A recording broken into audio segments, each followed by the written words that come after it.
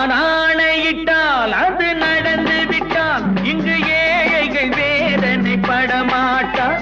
உயிர் உள்ளவரை ஒரு துன்பமில்லை, அவர் கண்ணீர் கடலிலே விழமாட்டார். அவர் கண்ணீர் கடலிலே விழமாட்டார்.